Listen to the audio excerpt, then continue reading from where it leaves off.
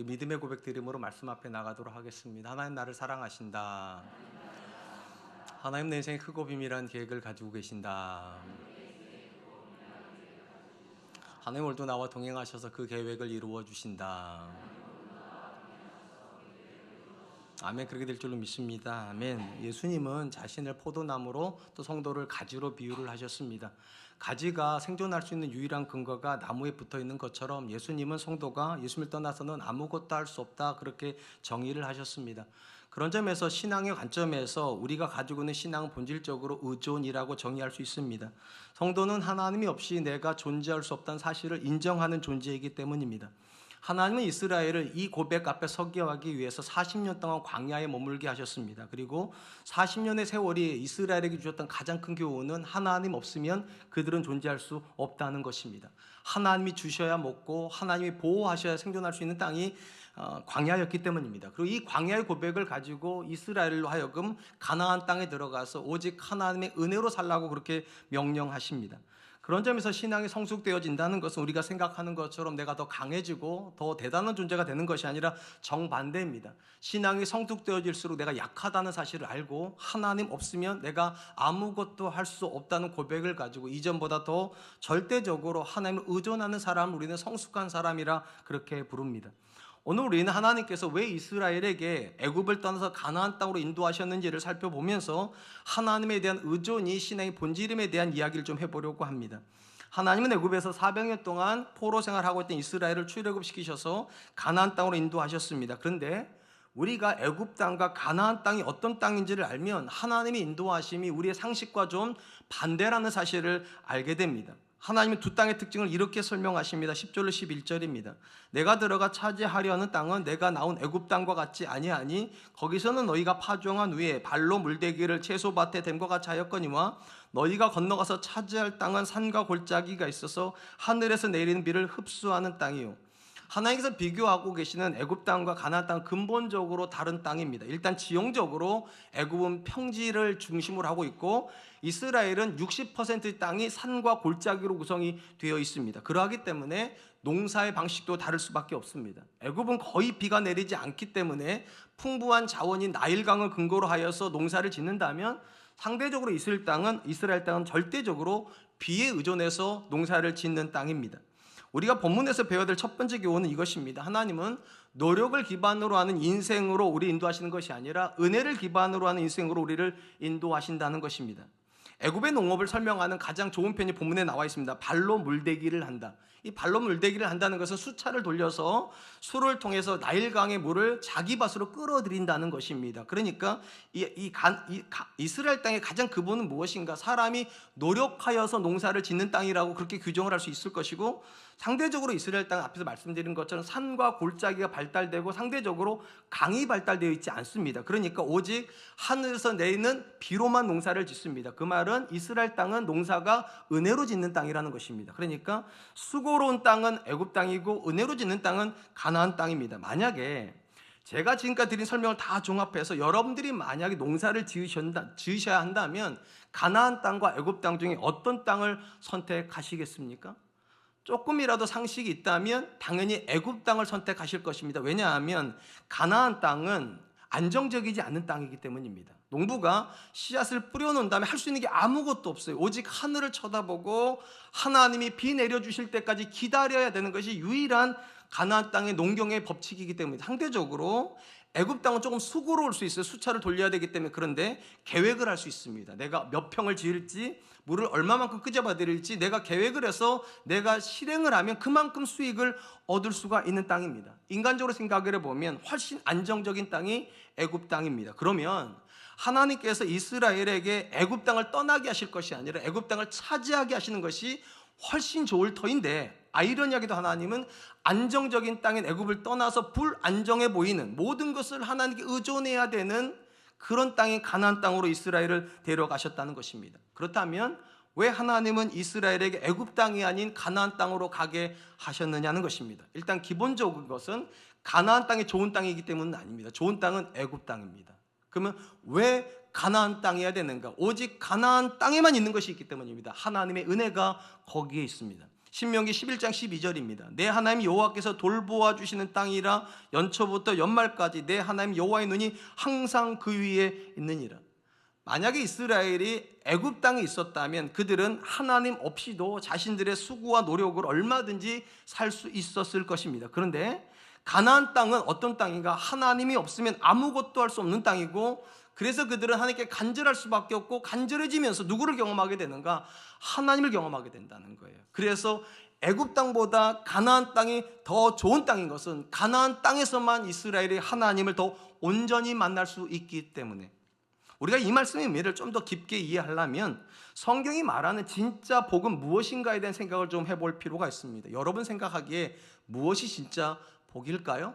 시편 기자는 진정한 복을 이렇게 고백을 합니다. 시편 73편 28절입니다. 하나님께 가까이 함이 내게 복이라, 내가 주 여호와를 나의 피난처로 삼아 주의 모든 행적을 전파하리이다. 시편 기자는 우리가 무언가를 소유해서 더 많이 갖고 더 부유해지고 더 성공하는 걸 복이라 말하는 것이 아니라, 그런 것 상관없이 어떤 상황에서도 하나님이 가까워지는 게 복이라고 말을 합니다. 그러니까 가난해도 하나님이 가까워지면 복입니다. 부유한데 그 부유 때문에 함께 멀어지면 죄송하지만 그건 복은 아닙니다. 그러니까 성경이 생각하는 가장 중요한 복의 핵심은 내가가 아닙니다. 하나님입니다. 내 삶에 하나님이 계시면 복이 되는 것입니다. 이런 관점으로 놓고 보면 우리가 놓여있는 상황에 대한 해석이 좀 달라져야 됩니다. 여러분, 어떤 상황이 내게 복이 되는 상황일까요? 하나님이 없어도 얼마든지 모든 문제를 다 해결할 수 있는 그런 상황이 내게 복이 있는 상황일까요? 아니면 나는 아무것도 할 수 없어서 오직 하나님만 구해야 되고 절박하게 하나님만 찾아야 되는 그런 상황이 복이 있는 상황일까요? 인간적으로는 이게 복일 거예요. 기도하지 않아도, 누군가의 도움을 요청하지 않아도 내가 모든 걸 할 수 있는 거. 근데 성경이 그렇게 말하지 않아요. 내가 하나님을 찾아야 할 수밖에 없는 그 상황이 내게 복이 있는 상황이다. 그래서 하나님께서 풍요로운 땅 애굽을 떠나서 결핍의 땅인 가나안 땅으로 데려가시는 거예요. 가나안 땅에 가면 그들은 절대적으로 하나님께 의존하게 됩니다. 씨를 뿌릴 때에도 하나님께 의존해야 되고, 그 씨가 싹을 틔울 때도 하나님께 의존해야 되고, 그 씨가 자라서 농사의 결정인 수확이 될 때에도 하나님께 절대적으로 의존해야 돼요. 그래서 하나님이 이스라엘을 의존의 땅인 가나안 땅으로 데려가셨다. 누구를 만나게 하시려고요? 하나님을 만나게 하시려고요. 사랑하는 성도 여러분, 만약 저와 여러분들이 하나님의 이 인도하심이 실수가 아니라 분명한 목적을 가지고 있는 인도하심이라면 지금 우리가 만나고 있는 문제에 대한 해석은 달라져야 됩니다. 왜 하나님은 우리가 기대하는 것처럼 예수님 믿고 나서 왜 문제를 없애주시는 것이 아니라 더 자꾸만 문제를 주시는 걸까요? 더 아프게 말씀드리면 예수 믿지 않는 사람들은 당하지도 않는 어려움을 왜 예수 믿는 사람이 당해야만 할까요? 이유는 간단해요. 우리가 애굽 땅에 사는 사람들이 아니라 가나안 땅에 사는 사람이기 때문입니다. 성도는 가나안 땅에 있습니다. 결핍이 있다는 이야기예요. 내가 해결할 수 없는 문제를 만나는 땅이 가나안 땅이고, 그래야지만 누구에 대한 간절함을 가지게 된다고요? 하나님에 대한 간절함이요. 그러니까 성도에게 있어서 무엇이 불행인가? 문제가 있는 게 불행인 게 아니라 문제는 있는데 하나님이 안 계시는 거예요. 문제가 있는데 좀 지독하리만큼 내가 문제 해결하려고 그래. 내가요. 내 힘으로 뭔가를 해보려고 정말 죽을 둥 살 둥 사는 사람들이 있어요. 사실은 그 사람들은 애굽에 사는 사람들이지 가나안 땅에 사는 이스라엘은 아닙니다. 이스라엘의 문제는 무엇인가? 인정해야 돼요. 나에게 문제가 있다고. 내가 어떻게 볼 수가 없다고. 왜냐? 가나안 땅 그런 땅이에요. 하나님이 하늘을 열어서 비를 안 내려주면 아무것도 못하는 땅. 그러니까 나는 절망이고 하나님은 충만인 거잖아요. 그리고 내가 아무것도 할 수 없다고 인정이 될 때 놀랍게도 나의 충만이 되신 하나님을 경험하게 됩니다. 하나님은 그거 하시려고 여러분들한테 문제를 계속 보내십니다. 그리고 기다리시는 거예요. 여러분이 항복하시기를. 내가 아무것도 할 수 없습니다. 내가 가나안 땅에 있습니다. 오직 하나님의 은혜로 삽니다. 하나님, 내게 은혜 베풀어 주십시오. 그렇게 하면 아무 문제도 없어서 간증이 없는 애굽 땅보다 문제가 많아서 하나님을 경험하여 간증할 게 많은 가나안 땅이 훨씬 복이 있는 땅이 됩니다. 저는 바라고 원하기는 우리 사랑과 하나님께 성도님들에게 간증이 있기를 축복합니다. 여러분이 아멘 하셨다는 이야기는 문제를 받아들이시겠다고 지금 얘기하신 거예요. 문제를 받아들이세요. 그리고 그 문제를 여러분 거라고 말하지 마세요. 가나안 땅의 문제 해결자는 여러분이 아니라 하나님입니다.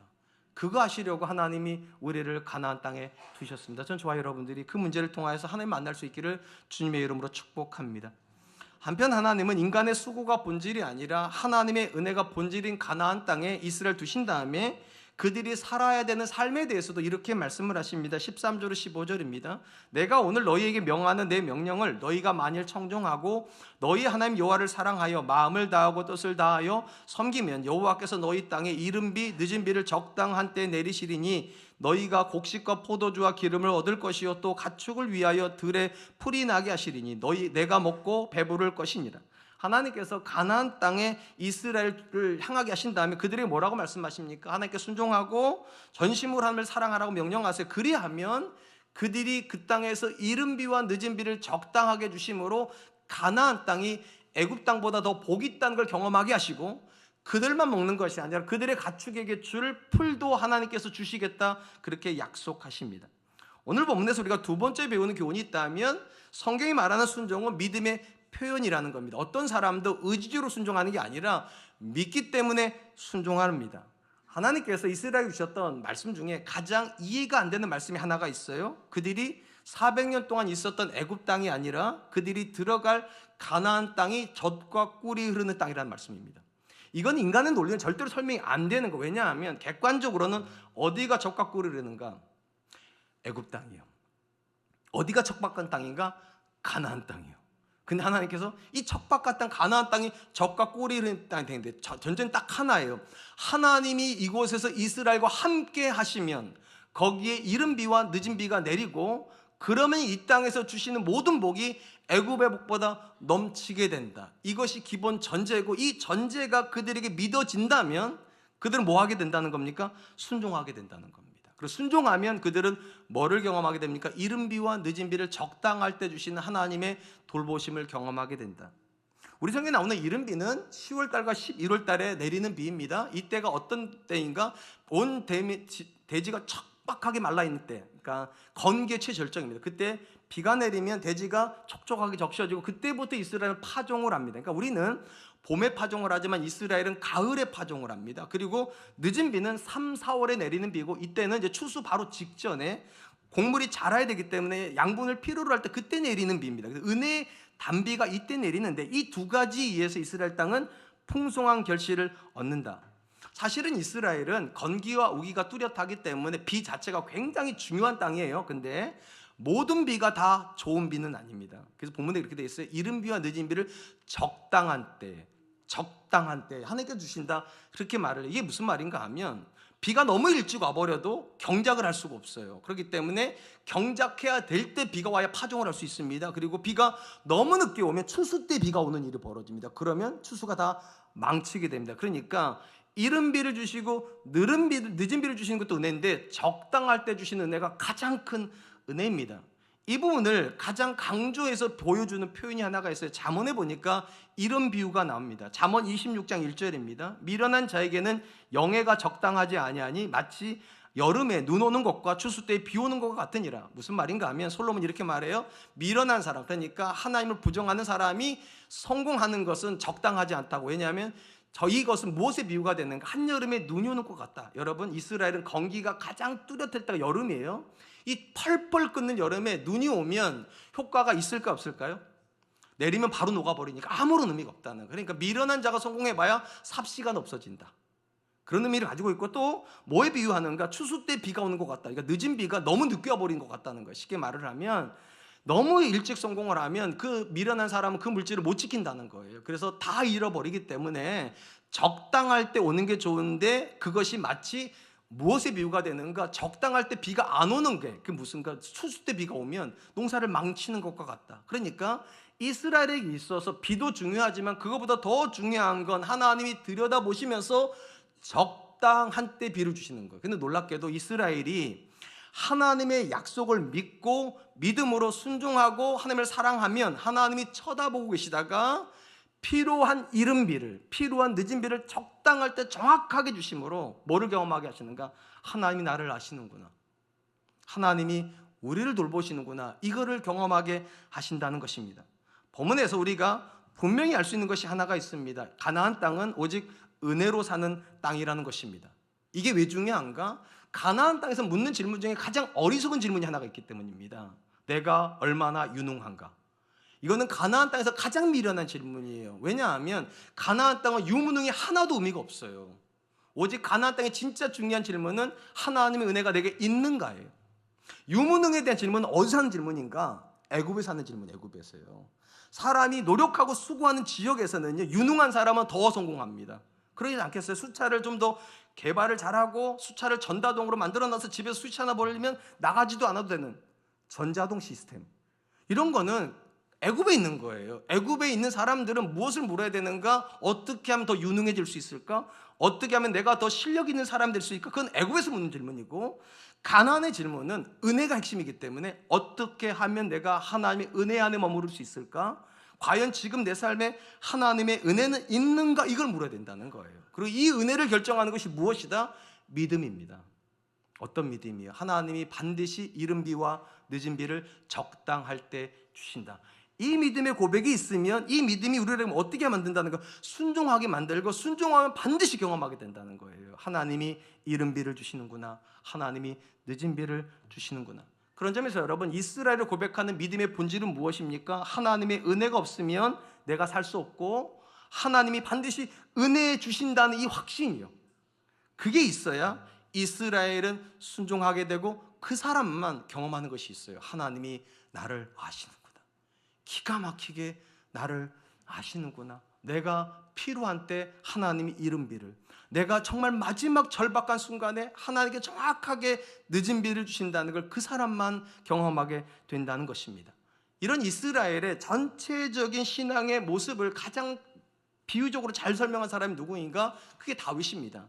다윗이 뭐라고 고백을 했는가? 시편 23편 1절, 여호와는 나의 목자시니 내게 부족함이 없으리로다. 굉장히 목가적인 시로 우리가 이해를 하지만 사실은 이스라엘 신앙을 전반을 정의한 거예요.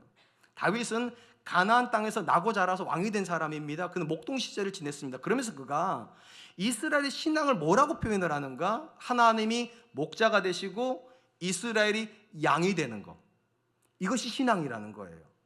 이게 무슨 말인가 하면, 여러분, 이스라엘 사람들에게 있어서 양은 어떤 존재인가? 가장 미련한 존재입니다. 왜냐하면 스스로 자기 먹을 거리를 못 참고 눈이 너무 나빠가지고, 심지어 상대방이 공격하면 자기를 방어할 수 있는 수단이 하나도 없으며, 심지어 너무 많이 먹어가지고 그만 먹어야 되는데 계속 먹고서 들어놓으면 못 일어나요.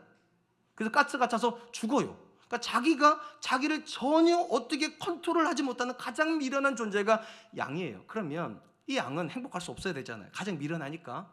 근데 그 시편에 뭐라고 되어 있습니까? 내 잔이 넘치나이다. 쉴만한 물과 푸른 초장으로 나를 날마다 인도하신다. 어찌 보면 가장 미련하기 때문에 가장 행복하지 않아야 되는 존재가 놀랍게도 가장 행복해진다는 거예요. 전제가 딱 하나 있어요.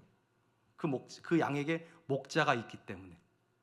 이스라엘도 똑같다는 겁니다. 가나안 땅에 있기 때문에 자기 힘으로 아무것도 할 수 없어요. 근데 이 가나안 땅에 있는 사람이 어떻게 애굽에 있는 사람들보다 더 풍요로워질 수 있냐는 거예요. 어떻게 이 땅이 젖과 꿀이 흐르는 땅이 될 수 있냐는 거예요. 전제가 딱 하나 있다는 거예요. 그 땅에 하나님이 계시다고. 그 땅에 하나님이 계시다고. 이제 진짜 중요한 질문을 해야 됩니다. 그럼 어떻게 이스라엘은 하나님이 그들의 목자 되시는 것을 경험하게 되느냐는 겁니다. 답은 간단합니다. 이스라엘이 양이 되면 됩니다. 양이 목자를 만나는 거니까. 앞에 제가 이렇게 말씀드렸어요. 양의 가장 큰 특징이 뭐라고요? 미련하다고요, 약하다고요. 근데 이 양이 가장 잘하는 게 하나가 있습니다. 뭐를 잘할 것 같습니까? 목자의 음성을 압니다. 다른 목자가 아무리 불러도 그 양은 안 움직입니다. 내 목자가 불러 움직입니다. 그러니까 굉장히 미련한 양인데도 굉장히 똑똑한 게 하나가 있어요. 목자가 누군지를 정확하게 압니다. 그리고 그 목자가 부르면 순종하고 기꺼이 그 목자가 데려가는 대로 그대로 갑니다. 자기 주장하지 않습니다. 그냥 따라갑니다. 그러니까 이스라엘이 하나님을 목자로 고백한다는 의미가 무엇입니까? 절대 의존한다는 거예요. 하나님만이 나의 목자이시기 때문에 그분이 말씀하시면 나는 듣고, 그분이 인도하면 그분이 인도하는 대로 쫓아가면서 경험하는 게 있다는 거예요. 쉴만한 물과 푸른 초장이 있구나. 양인데도, 모든 것이 무능한데도 하나님이 내 인생에 계시면 내 잔이 넘치게 되는구나. 왜냐? 하나님이 이른 비와 늦은 비를 주시는 분이시니까.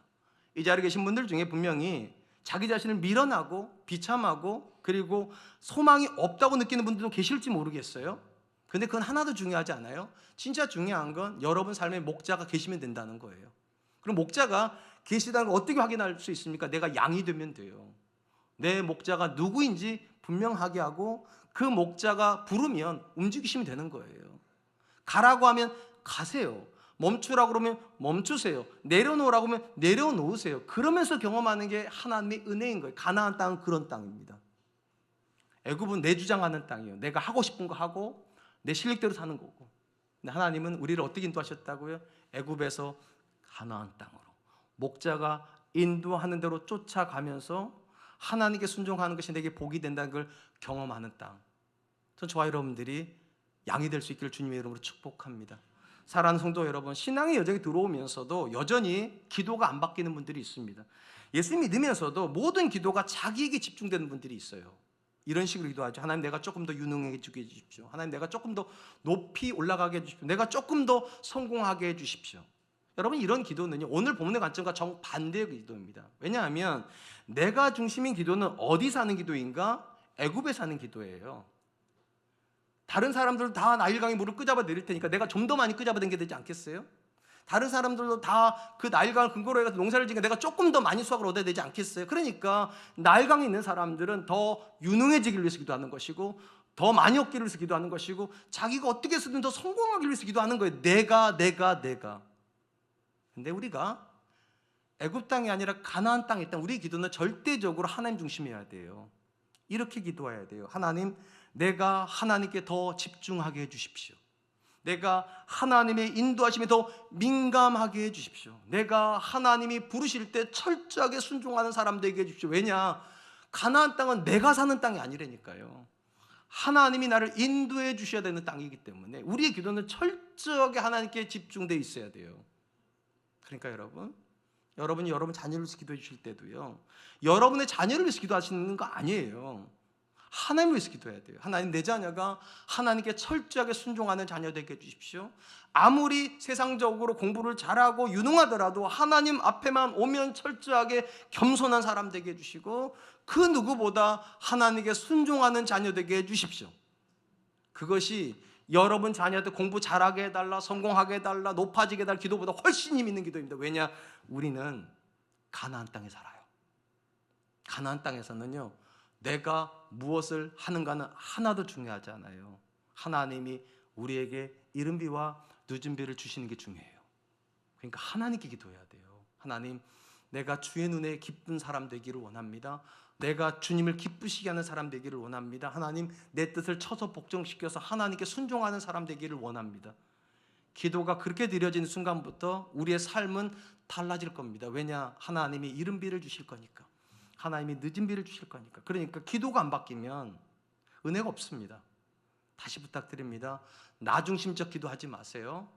하나님 중심적 기도하세요.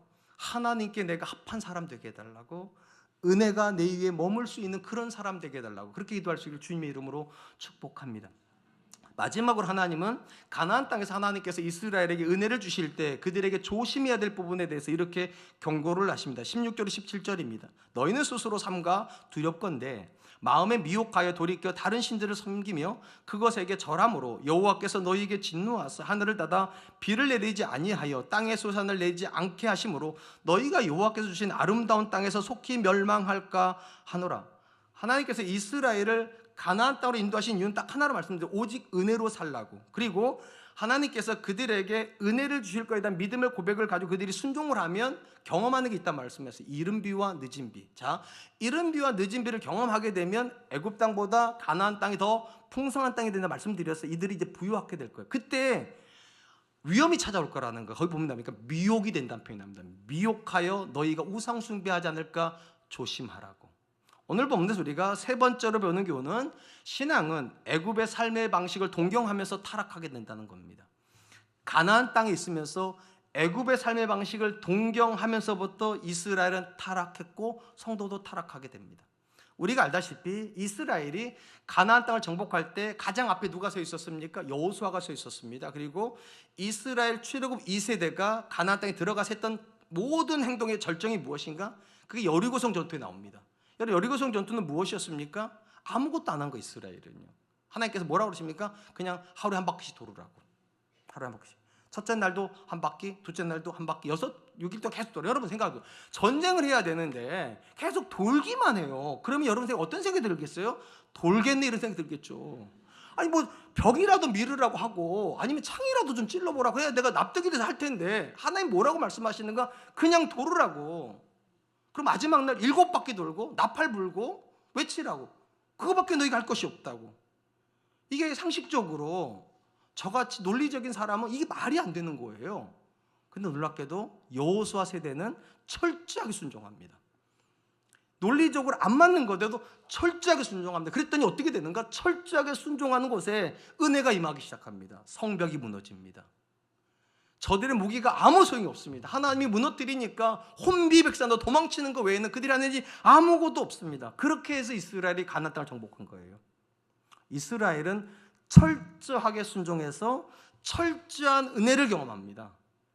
그리고 그 세대가 죽고 다음 세대가 일어나게 됩니다. 그 세대를 우리가 아는 것처럼 사사기의 세대가 그 세대입니다. 근데 특이한 건 사사기에 보면 다음 세대라는 표현을 쓰지 않는다 말씀드렸죠. 다른 세대라는 표현을 씁니다. 부모가 죽고 그 땅을 차지한 자녀들은 다른 세대다. 무슨 말인가? 부모랑 다른 고백을 가지고 한다는 거예요. 부모는 오직 하나님, 오직 은혜, 오직 기도로 살았는데 자녀 세대는 어떻게 사는가? 오직 돈, 오직 실력, 오직 나.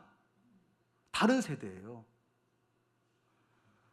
오늘 본문에도 하나님께서 경고하시는 거 그것이에요. 너희가 하나님이 주신 은혜를 받을 때 마음에 미혹하여 돌이켜 다른 신들을 섬기지 않도록 주의해라. 우리 성경에 미혹한다는 표현의 정확한 뜻은요, 마음을 열어둔다는 겁니다. 열어둔다. 그러니까 그전에는 닫혀 있었다는 거예요. 어떻게 해요? 딱 하나의 기준만 가지고 있었다는 이스라엘은 앞에 말씀드린 것처럼 오직 하나님, 오직 은혜, 오직 기도, 이걸로 모든 문제를 깨치고 나갔다는 거예요. 근데 그 부모가 그 고백을 가지고 은혜를 받아 집을 세우고 땅을 개간을 하고 부유해지자 자녀들이 다른 가능성을 열어놓았다는 거예요. 아니 우리 부모들은 돈이 없었으니까 오직 하나님이지만 우리는 돈이 있는데 왜 오직 하나님이야? 우리 부모들은 힘이 없었으니까 오직 은혜였지만 우리는 지금 돈도 있고 힘도 있는데 왜 은혜야? 우리 부모들은 할 수 있는 게 기도밖에 없었으니까 기도만 했지만 우리는 지금 성벽도 있고 군대도 있는데 왜 우리가 오직 기도해야 돼? 다른 가능성이 열려버렸습니다. 그리고 그들은 다른 가능성으로 살고 있는 사람들 쳐다보기 시작합니다. 그게 이방인들이에요. 이방인들을 보니까 그들이 스스로 신을 선택해요. 내가 신을 선택한다니까. 힘 있는 내가 얼마나 매력적이에요. 그래서 이스라엘도 자기들이 신을 선택하기 시작합니다. 그리고 이방인들처럼 자기들이 원하는 삶을 살기 시작합니다. 그렇다면 궁금한 건 이거죠. 왜 부모 세대는 오직 은혜를 붙잡고 살았는데 자녀들은 왜 오직 은혜를 부정하고 살기 시작했냐는 거예요. 단순히 부자가 되었기 때문에, 단순히 그들이 힘이 생겼기 때문에 그건 아닙니다. 근본적인 이유는 사람 안에 있는 죄된 본성 때문입니다. 우리 모든 사람 안에는 죄된 본성이 있습니다. 그리고 이 죄된 본성의 특징이 무엇입니까? 나중심적이라는 겁니다. 사람은 다 죄인이기 때문에 일정 부분 성공하면 자기도 모르게 나중심적으로 삽니다. 이건 제가 지어낸 말이 아니고요. 창세기가 하는 말이에요. 하나님께서 아담과 하와를 그분의 형상으로 창조하셨습니다. 에덴 동산에 두셨습니다. 딱 한 가지를 금하셨어요. 선악과를 따먹지 말라고. 근데 아담과 하와가 왜 따먹습니까? 딱 하나 이유 때문이에요. 하나님처럼 되고 싶어서. 여러분, 하나님처럼 되고 싶다는 게 무슨 말입니까? 내가 결정하고 싶다는 거예요. 내가요. 내가 하나님께 의존하고 묻고 따라가는 게 아니라 내가 결정하고 내가 하고 싶은 거 내가 하고 내가 뭐든지 했으면 내가 좋겠다고. 그게 인간의 타락입니다. 그리고 아담 이후에는 모든 사람 안에 이 본성이 그대로 들어가 있습니다. 내가 뭔가를 하고 싶습니다. 그래서 내가 주목받고 싶어요. 자녀를 키우면 여러분들이 자녀에게 어떤 말 할 때 제일 기분이 좋을까요? 아빠가 해줄게, 엄마가 해줄게, 아빠가 어떻게 살았는 줄 알아, 엄마가 어떻게 살았는 줄 알아. 이럴 때 막 영담 들려주니까 너무 막 이렇게 되는 거죠. 근데 신앙은 좀 멋이 없어요. 뭐라고 말해야 되는가? 아빠가 해주는 거 아니야. 하나님이 주시는 거야. 좀 약간 멋이 없죠? 폼이 좀 떨어지죠? 내가 칼을 탁 꺼내가지고 아빠가 해줄게 쫙 그러니까 폼이 나는데 한다는 소리가 야, 아빠가 해주는 거 아닌데 하나님이 아빠한테 너한테 해주라는 마음을 주시네. 하나님 거니까 기쁘게 받아. 어찌 보면 이게 신앙적으로는 굉장히 근사한 건데 죄된 본성 같은 전혀 부합하지 않아요. 죄된 본성은 내가 뭘 하고 싶어요. 내가 뭔가를 해결하고 싶어요. 그리고 내가 드러나고 싶어요. 가나안 2세들이 그런 거예요. 자기들에게 힘이 있어요. 이제 땅도 있어요. 군대도 있어요. 성벽도 있어요. 근데 왜 우리가 하나님한테 의존해야 되냐는 거죠. 그러니까 오직 은혜로 살았던 부모 세대들은 그렇게 살았는데 자녀들은 그렇게 안 삽니다. 죄된 본성을 따라서 오직 나 중심적으로 삽니다. 이것은 어제 오늘의 문제가 아닙니다. 오늘날도 똑같습니다. 하나님이 이 사실을 알으셨기 때문에 사실은요, 애굽 땅에서 가나안 땅에 데려다 놓으신 거예요. 자기를 주장할 수 없는 땅에다가. 근데 자기를 주장할 수 없는 땅에 들어가서도 자기를 주장하는 게 우리 인간의 본성입니다. 무슨 말인가? 교회 다니면서도 여전히 자기 주장하는 사람 엄청나게 많다는 거예요. 교회 다니면서도 아빠가 말이야, 엄마가 말이야, 이런 사람 엄청나게 많습니다. 교회 다니면서도. 가나안 땅에 살면서도 애굽의 방식을 못 버린 사람들, 자기 주장하려고 하고 자기 생각으로 짓누르려고 하는 사람들. 잘 생각해 보세요. 왜 이런 문제가 생겼을까요? 사실은 부유해졌기 때문이에요. 은혜를 받아서 부유해졌더니만 그들이 뭔가를 할 수 있다고 착각하는 거예요. 내가 뭔가를 했다고 착각하는 거예요. 그래서 목소리를 내기 시작합니다. 그러면서 놀랍게도 가나안 땅에서 애굽의 삶을 살아버립니다. 잘 생각해 보세요. 애굽 땅이나 가나안 땅이나 문제의 본질은 똑같습니다. 무슨 말인가 하면 애굽 땅도 농사 지어야 삽니다. 가나안 땅도 농사 지어야 삽니다. 그러니까 문제는 똑같아요. 대신에 문제를 푸는 방식이 달라요. 애굽 땅은 내가 노력해서 푸는 거예요. 가나안 땅은 은혜로 푸는 거예요. 신앙도 똑같아요. 우리는 예수님 믿으면 문제가 달라질 거라고 착각하는 경향이 있어요. 쉽게 말하면 예수 믿기 전에 만나는 문제가 있고 예수 믿고 나서 만나는 문제가 있다. 이건 착각이에요. 잘 생각해 보세요. 예수 만나기 전에도 여러분 인생에 건강의 문제 있었죠? 예수 만나기 전에 무조건 건강하셨어요, 막? 관계 문제 있었죠? 자녀의 문제도 있었죠? 성공의 문제도 있었죠? 예수 믿고 나서는 관계 문제 없습니까? 성공의 문제 없습니까? 재정의 문제 없습니까? 건강의 문제 없습니까? 저는요, 목사가 돼가지고 지금 20년을 넘게 26년을 사는데도요, 여전히 제가 제 아내랑 관계가 어려워요, 여러분.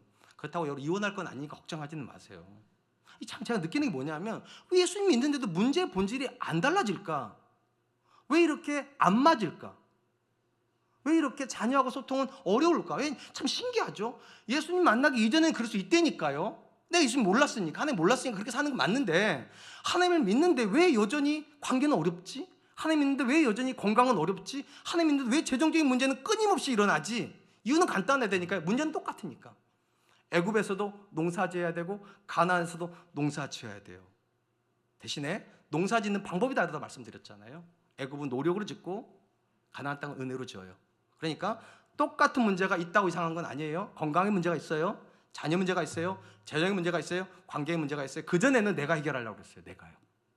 내가 이 정도 했는데도 안 받아줄 거야? 내가 이 정도 했으면 이 정도 되면 해결해야지. 뭐 이런 식이었다면 지금 그렇게 하지 않아요. 하나님, 제가 아무리 노력해도 제 아내와 저의 다름을 제가 극복하지 못합니다. 하나님만이 답입니다. 하나님, 내 아내의 마음을 만져주십시오. 내가 내 자녀에게 상처 주고 싶지 않은데도 자꾸만 제 자녀는 저 때는 상처받는다고 합니다. 하나님, 나는 내 자녀에게 상처 주는 사람 되고 싶지 않은데 하나님만이 고쳐줄 수 있습니다. 그러니까 이전에는 내가 답이라고 생각했다면 이제는 답을 바꾸는 거예요. 하나님이 답이시라고. 그게 가나안 땅의 삶의 방식이에요. 문제는 똑같은데 풀어가는 방식이 완전히 달라야 된다니까요. 이전에는 남편을 설득하고 아내를 설득하고 자녀를 설득하려고 했다면 그렇게 하지 마시고 이제는 하나님 앞에서 내가 설득당하세요. 하나님, 내가 어떻게 해야 되는지 모르겠다고. 하나님이 생각을 나한테 주시라고. 하나님, 내 마음을 좀 만져주시라고.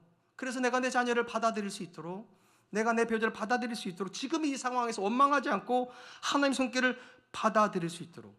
성도의 타락은 무엇입니까? 나쁜 짓 한다는 게 아니에요. 성도의 타락은 가나안 땅에서 애굽의 방식으로 사는 거예요.